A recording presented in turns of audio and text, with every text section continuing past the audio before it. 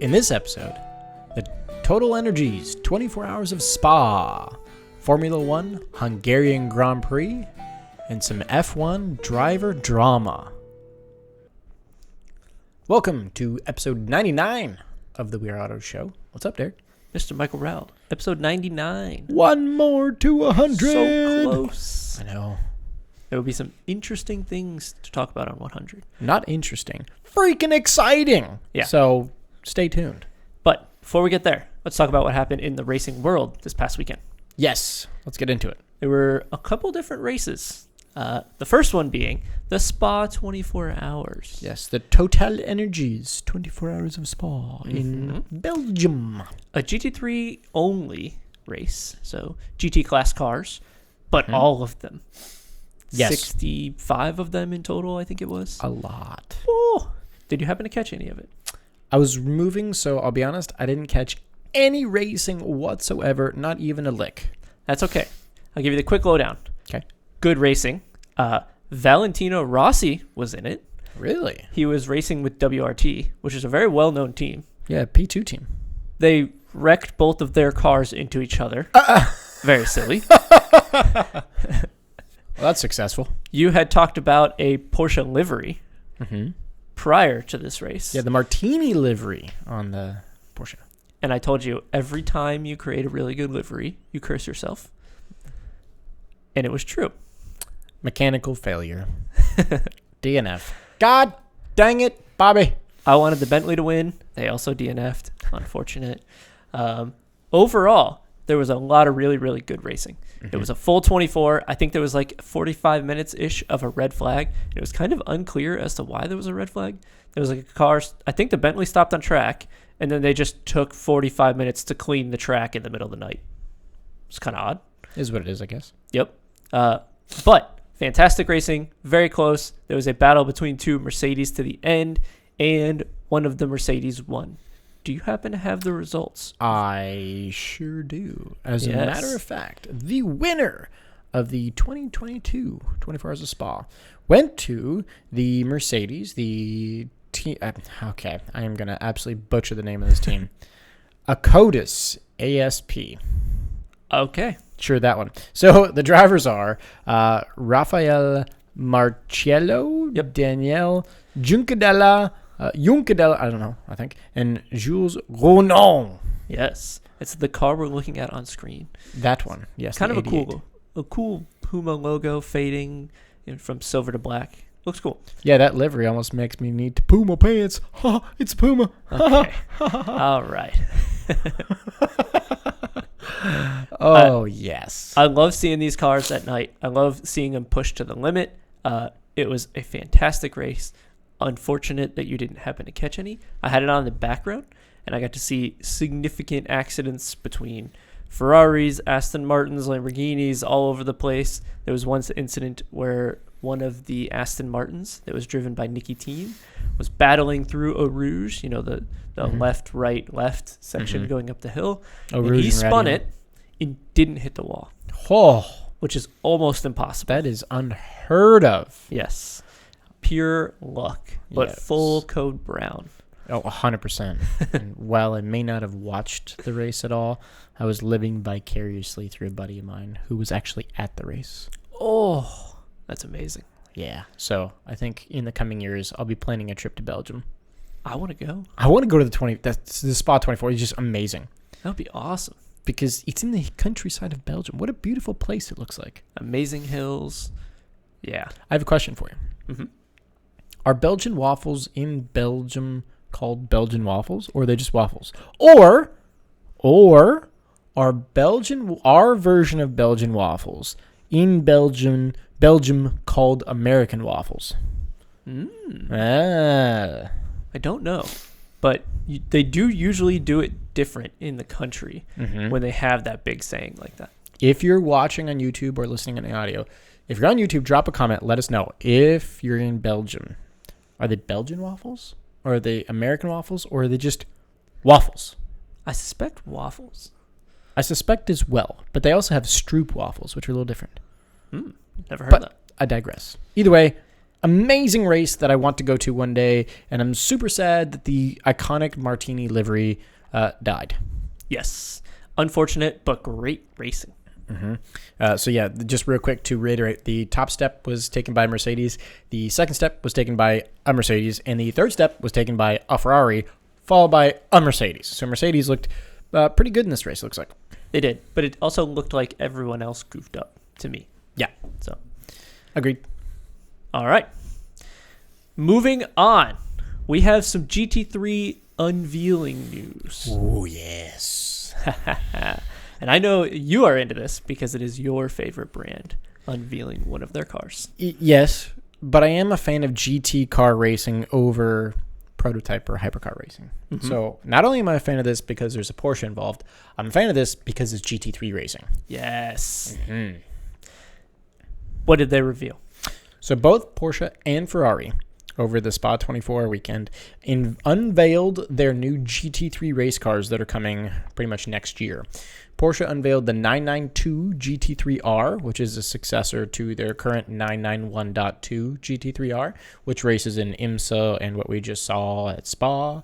Ferrari, on the other hand, released their new 296 GT3, which is their new GT3 race car to replace the 488 GT3 race car, which we see in Spa and IMSA and WEC. And for those of you that aren't familiar with those terms, the IMSA is the International Motorsports Association, and WEC is the World Endurance Championship, which runs worldwide. So they both unveiled their new GT3 cars, and can I just say, oh baby, You like it?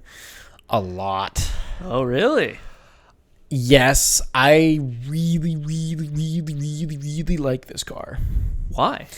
because Porsche got rid of the RSR, leaving the GT3R. This reminds me of the RSR.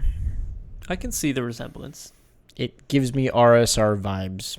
So, yep, I'm a fan. Okay. Did we have any like specs or anything, or is this just like the press here? I'm sure there were, but I didn't see any particular specs. I mean, there were, but you know what? Hold that thought. I'll tell you what the specs are. Okay. A little bit better braking, a little bit lighter, a little bit quicker shifts, a little teeny tiny bit more power. It's probably going to get BOP'd anyway. I was going to say, I know the Porsche has a little bit of a bigger engine. Yeah. Which doesn't matter because it's going to get BOP'd, like you just said. Right.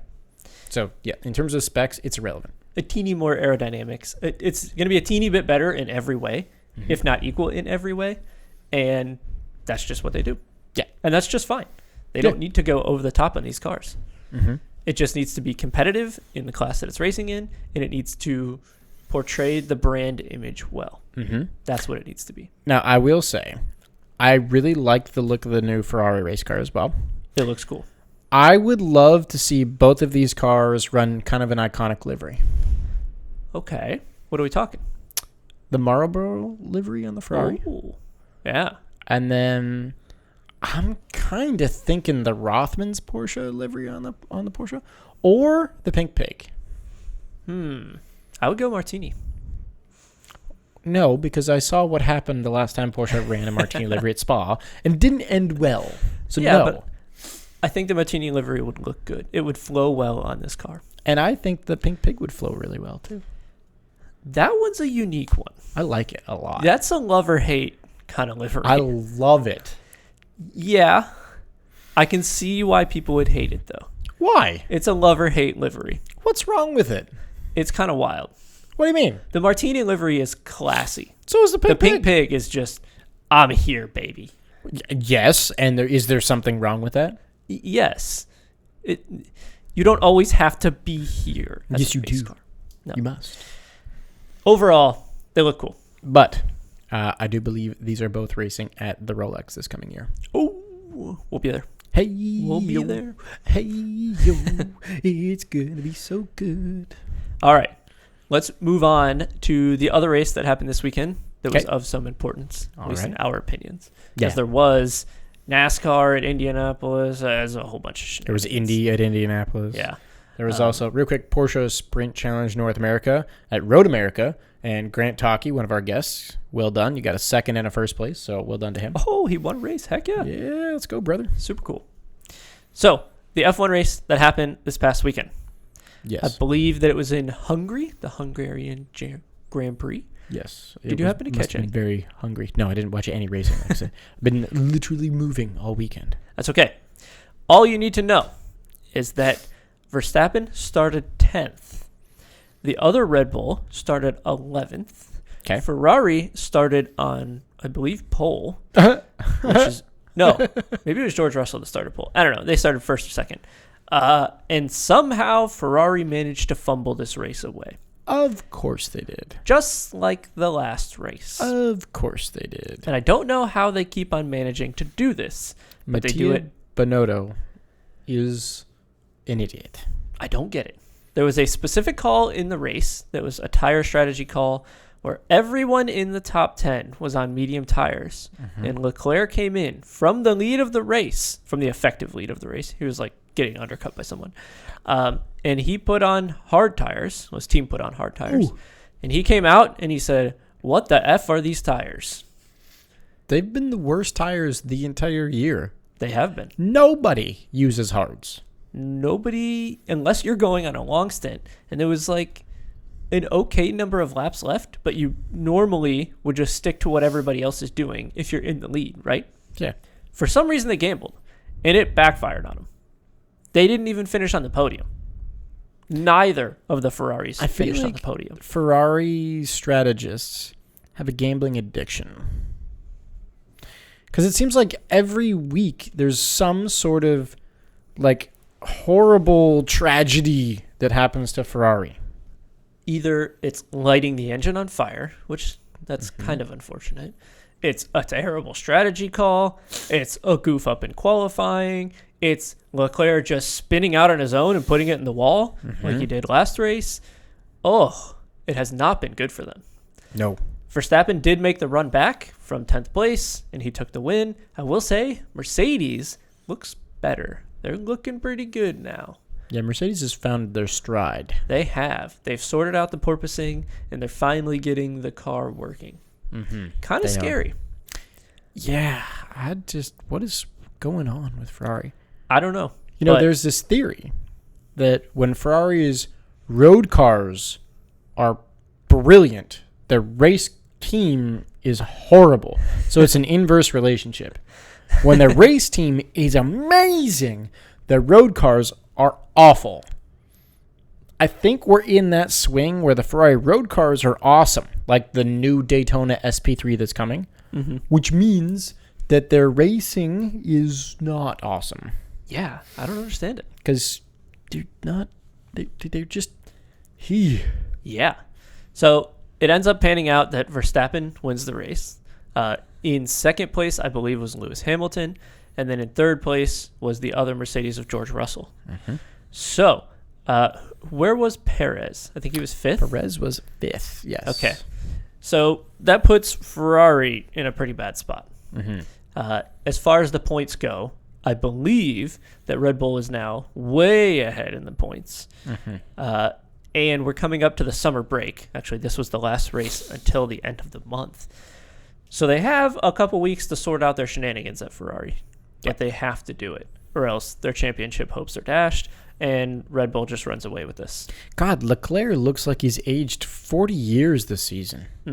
He looks like, God, holy shit.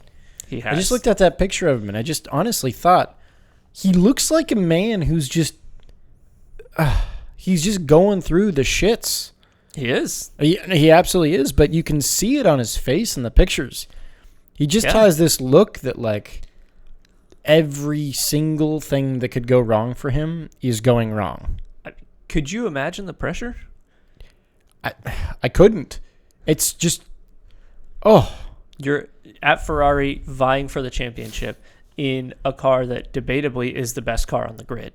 And somehow you manage to fumble it away every time. It's unbelievable. Either by your mistakes, by mechanical issues, by strategy mistakes. Somehow you manage to fumble it away. So currently let me give you some constructor standings here. Okay. The new constructor standings after this most recent race. Red Bull is now way in the lead at 431 in points. Ferrari is still clinging by dear life in second at 334. And right behind Ferrari is Mercedes in third with 304. I bet you Mercedes passes them by the end of the year. I bet you they pass them after the next 2 races. You're probably right. I honestly think it's only 2 more races until Mercedes is past Ferrari. Man, that's such a shame. Yeah. So putting that in perspective with the driver standings, Verstappen is in the lead with 258, followed by Leclerc, which hasn't really had any significant points coming back in the past number of races here. So he's in second with 178, but Perez has caught right up to him at 173. 5 points separate Perez and Leclerc for second place. Okay. Followed by George Russell with 158, and then Carlos Sainz with 156, and then Lewis Hamilton at 146. So realistically, if Ferrari and Mercedes keep trending the way they're both trending, it's going to end up being Verstappen, Russell, Hamilton to finish the season. Yeah, and Perez will be in between the 2 Mercedes somewhere, probably. Probably, yes. Well, pardon me, I forgot about Perez, but yes. So Verstappen, Perez, Russell, Hamilton, then Leclerc. It's going to be Verstappen and the rest. Yes. Which is going to be a shame because I want to see it go down to the wire, just like it did last year. Mm-hmm. Final race, final lap, final corner. It was fantastic. It's not gonna. I suspect not. It's not unfortunately. Yeah. Overall, race entertaining. Ferrari, stop messing up. Please stop messing up. Please. Yeah, it's just a tragedy to watch. Yeah. Nobody wants to see it. I agree. So, was there any other F1 news? There was some F1 news. Yes. There was some news from someone who is bidding a farewell. Oh. Sebastian Vettel. Goodbye. He has announced his retirement from Formula One at the end of the season. Okay. I like Sebastian. I do too. He's bold. He's funny. Yeah, he says things you normally wouldn't say, but that's why I like him. But I still think my favorite's always been Kimi Räikkönen. Yeah, he's more bold. Just because he gives zero shits about anything. Sebastian will hold back if he has to, but I think that it was within the past 2 races. At one point, he walked out of the driver's meeting and said, "This isn't worth my time. We're just going in circles," and got fined for it. Pretty much. That's a very Sebastian thing to do. Yes. He just doesn't. It's whatever. He doesn't care. Yeah, pretty much. Unfortunate. I'm surprised to see him go before Alonso. Funny you mention that. Because guess who's taken his seat at Aston? Is it Alonso? It is. Wow. Yeah. Yikes. It is definitely rough, for sure. All right. So Alonso, what was he with? Who was he with where he was doing well? Alpine. No, not previously. Oh, Renault. Was it Renault? Renault. When he was winning? Yes. Yeah, because he's jumped around between a bunch of different teams. That blue and yellow car? Yes. Loved that car. That was such a cool car. Right. He's jumped around, and like 4 different teams have managed to like make Alonso useless. He's still a pretty good driver. He's a solid driver. If he was put in the top 3 teams, he would be on the podium on every other race. It's funny. Most people that have raced against him have said that Alonso has been like their toughest competitor. Yeah. He's a very good driver, but it's unfortunate that he keeps on getting put in teams that aren't going to get the most out of him. Mm-hmm. The car's just not there. Do you think that will be the way at Aston Martin? What? That they won't use him to his full potential? I think Aston Martin will ruin his career. Yeah, I agree. My brother in Christ, you chose Aston Martin. What are you doing? I don't know. It's a British thing? I don't know. Alonso said something like to the effect of, I still have many years of fight and commitment left, and I want to vie for the top spot. Brother, you went to Aston. That is not going to happen. No. Eugh. If it's not a top 3 team. McLaren would be the only other place that I could maybe see something happening. Potentially. Unlikely. I think he's got a better shot at top steps with Alpine than he does with Aston. Yeah. For sure. I think it's a downgrade. And it's funny. I wasn't going to bring this up, but Sebastian Vettel's retiring. Mm-hmm. Alonso's taking Vettel's spot at Aston from Alpine. So that leaves an opening at Alpine. Mm-hmm. And there's been this little bit of drama. Driver Oscar Piastri. So, a couple of weeks back when in Indy, who was it? Alex Palou? Yes. Had that, oh boy. The team announced for him that he's driving for them. And he's like, I'm not actually committed to that yet. Same thing here with Alpine and Oscar Piastri. Uh-oh. Yeah. So apparently Alpine came out and said, our new driver for 2023 replacing Alonso is Oscar Piastri. And Piastri went to social and was like, I haven't signed a contract yet. I'm not driving for Alpine F1 next season. How does this happen? How does this happen twice in the same year? I've never heard of this happening. It's unbelievable. What is going on? And I believe that he is moving away from McLaren. I think he has a contract with McLaren currently. As a backup driver or something like that. So McLaren is involved in both of these goof-ups. Yes. What? How? What the heck? It's just so bad. Holy moly, man. All right. McLaren, get your act together. I am curious to see who takes the seat because there's only 20 seats on the grid, and that's big money if you can get it. Mm-hmm. Yeah. Oh, boy. Well, that's all I got. You got anything else? That's all I got. All right. Well, then that's going to wrap us up for episode 99. Thanks so much for watching and listening. If you're watching on YouTube, please do leave us a thumbs up, a comment on this video, and hit the subscribe button while you're there. If you're listening on the audio, please leave us a 5-star rating and a review on your platform of choice, your Apple and Spotify and Google and all that. And then don't forget, while you're there, please do follow us on social. Facebook is We Are Auto, Instagram is We Are Auto _, YouTube is We Are Auto, and our website is weareauto.io. So thanks again. We'll catch you guys on the next one. Peace.